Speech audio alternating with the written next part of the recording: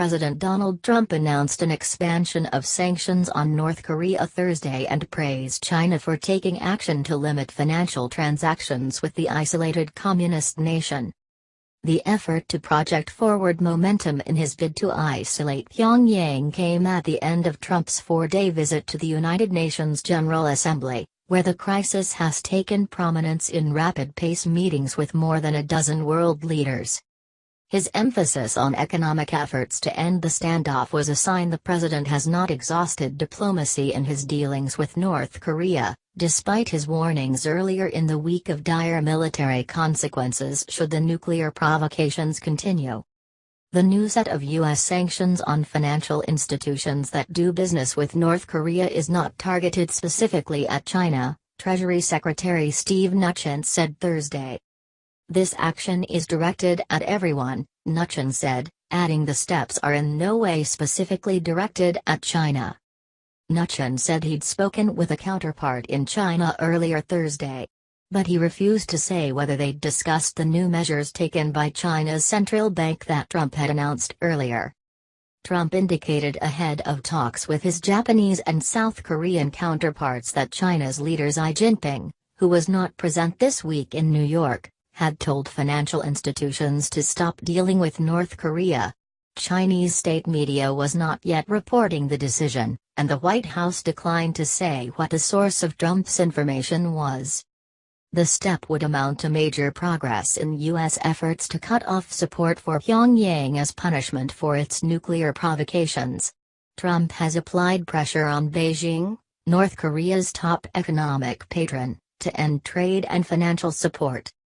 "It is unacceptable that others financially support this criminal rogue regime," Trump said at the start of the talks, held at a hotel in New York, adding he was calling for complete denuclearization in North Korea.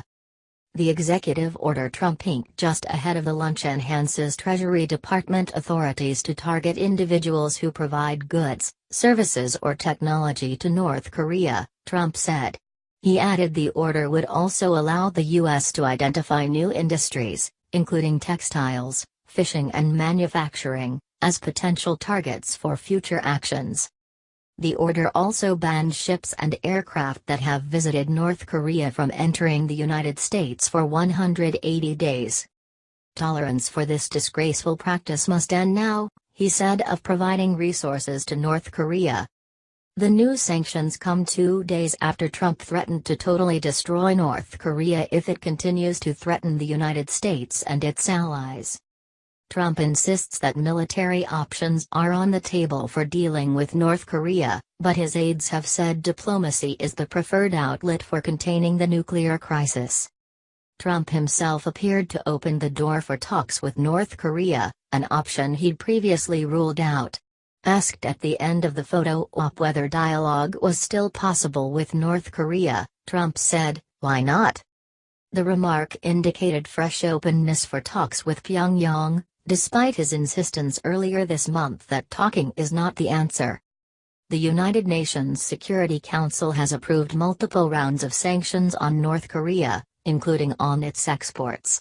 But they have yet to stop the communist nation's leader Kim Jong-un from launching ballistic missile tests, and did not prevent a massive nuclear test earlier this month. During talks Thursday with Prime Minister Shinzo Abe of Japan and President Moon Jae-in of South Korea, Trump was expected to reiterate that military options are available in retaliation for North Korean threats. That's likely to draw a rebuke from Moon, who has ruled out military action and issued warnings on the ramped-up rhetoric coming from Washington. Still, Moon sought to appeal to Trump on Thursday, praising his bellicose remarks at the General Assembly and lambasting North Korea's deplorable actions.